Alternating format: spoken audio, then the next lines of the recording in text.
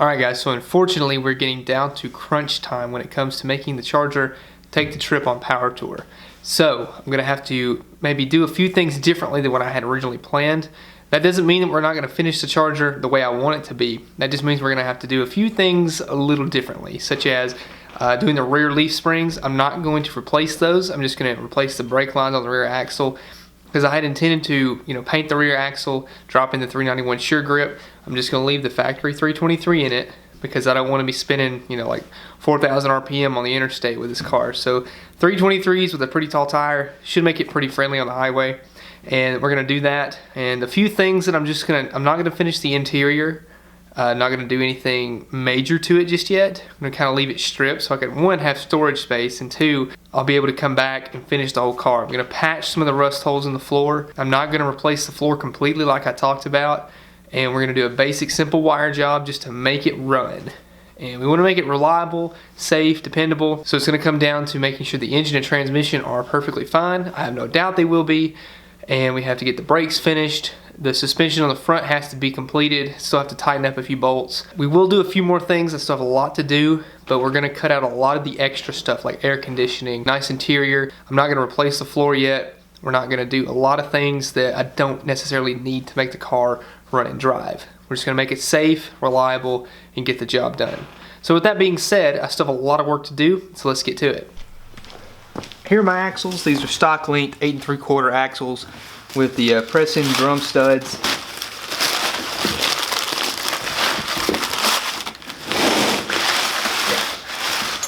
These come with the non-adjustable green bearings. While your typical stock 8 3/4 is going to have tapered adjustable bearings on it, I opted for the non-adjustable green bearings just because of serviceability. They're stronger and they're just they're maintenance free and they're easy to work with.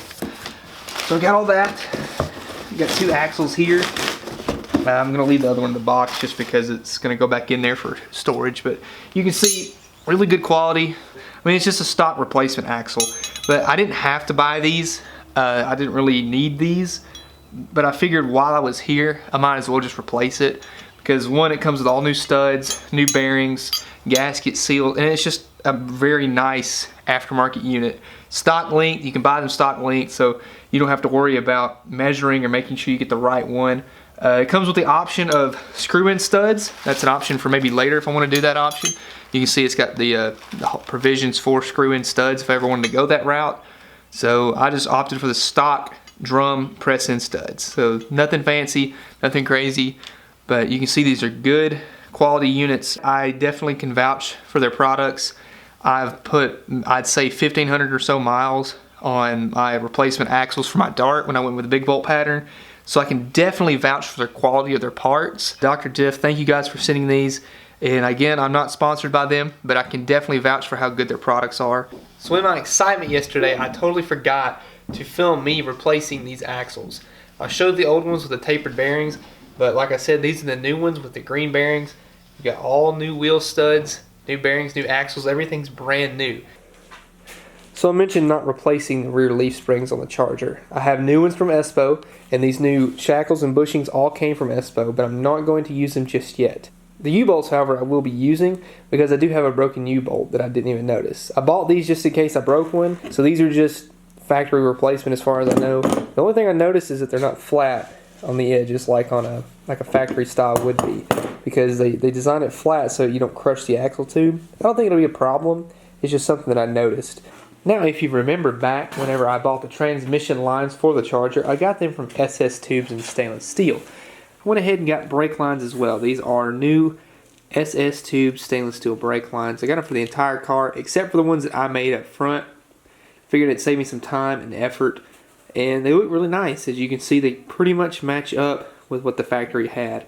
I actually bent that one out, so that's why it's shaped so funny, but maybe with a little bit of tweaking it'll go right on. I don't see any issues with it, so I'm going to throw this in the car and be done with it. So you can see right here, let it loose, apart, and perfectly, and perfectly, that's all right. What's the loose? Because I'm going to get this, here, give it a second, there we go, there we go, a little bit across the top of it. So this here, a little bit closer.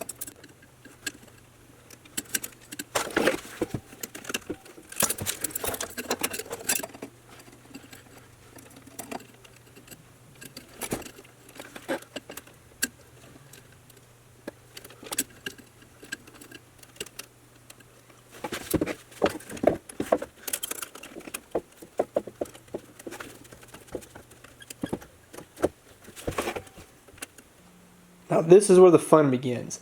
Right up front we've got the 15x7s that I had on the car originally with a 235/60/15. This is what I had in a radial TA, but those aren't fit for the road trip, so I ordered some Cooper Cobra radial GTs to make that work. Out back of the car though is where it gets interesting. We've got some police steel wheels in a 15x10. This is a 275/60/15 wrapped in a Cooper Cobra radial GT. Let's just take a look at that right there. Look at that. That is crazy. It's about as wide as I'd want to go with the 275/60.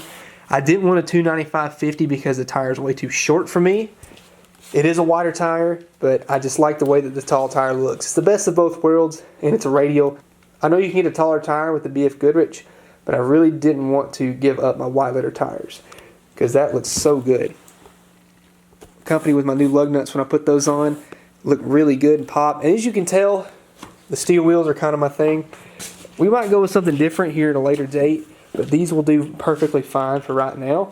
And if I go with something else on this car, I'll always have those 15x10s for something else. But clean these wheels up. They look really nice. 235/60 like I said, and 275/60 on the back with a 10-inch wide wheel. Alright, all the brakes are put together. We've got all of our new brake lines, brake hoses, calipers are bolted on. And you're probably like, Dylan, why in the world did you paint your calipers gold? Yeah, it's like generic Brembos over here, I know. But whenever I got the calipers, one was bare and it was like a silver color, and then one had a gold coating on it. I don't know what about the gold really popped to me with this green, but I just had to do it. I set this one on there with the gold coating and then put the wheel on behind it. It was very subtle, but you could still tell that it was there, and I really liked the way it looked. And I'll show you guys whenever I back the car out, because I still have to bleed the brakes. That's what I'm doing right now, filling it up with fluid and then let the lines fill in. But whenever I painted these things gold and put the wheel on, man, it looked good. I'll come over here and show you what it looked like on the drum. You can see there's the gold in the caliper, and then the drums I painted gold too. You can't see them that well, but whenever they are actually behind the wheel and you can see light shine through, it's very subtle, but it looks cool. Now, will I hate it maybe a few months from now? Probably so. There's no telling about me, but it just seemed like the right thing to do at this point because I think it looks good with the green and the black.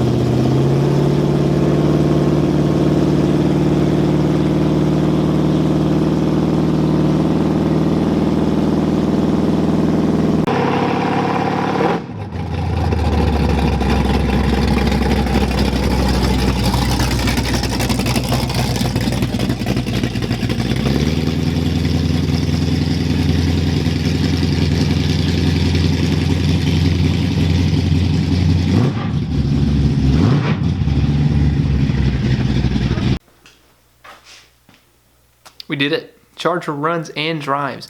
We drove it down the road. We've got a few things we need to fix. The power steering line actually leaks, and I think the rear main seal is still going to be a problem. But we're not going to let that distract us from a great success that we had today. We drove the car down the road and back, and nothing catastrophic happened besides those few leaks. We didn't blow up, so that's a good thing.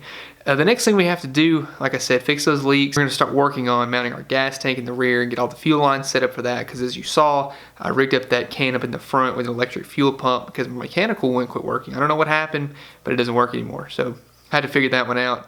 Rig up some kind of actual fuel line. I don't want to run those rotor lines like I had it, but it worked just to get the car on the road. So the brakes worked. There were no leaks with the brakes. That was the biggest thing I was worried about, because I made all of those brake lines myself, and that was really the first time I'd ever done anything like that, but surprisingly nothing leaked, so we're pretty good. So once we get the fuel system rigged up, we'll get exhaust, and then we'll get our wiring done. We need to get an alignment. Windshield is on order, going back to Ted Stevens for that, and we need to get a hood situation figured out. But the biggest thing right now, figure out the wiring and get the thing to where it can actually make a trip. We need to put exhaust on it because you can't really hear anything. If there's any noises kind of going on, we can't really tell right now. So that's going to be coming up, guys. I really appreciate you guys sticking around.